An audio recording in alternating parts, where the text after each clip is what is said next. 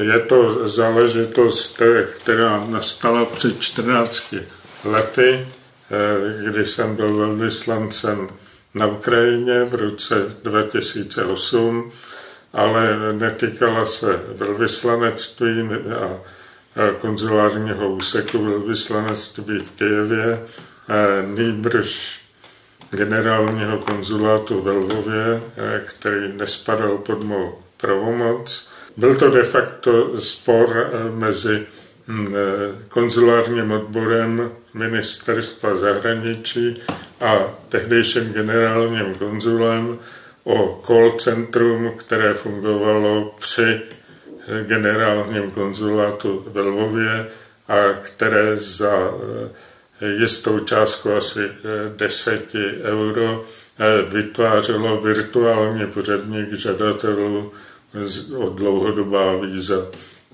Skončilo to tím, že to call centrum bylo nahrazeno jiným systémem, který se velice záhy ukázal nefunkční a dalších 8 let se zjistilo, že za poplatek za to, aby se někdo dostal do pořadníku na dlouhodobá víza, byl asi 3000 euro.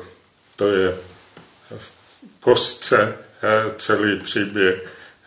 Má osoba do toho byla zatažena především mediálně.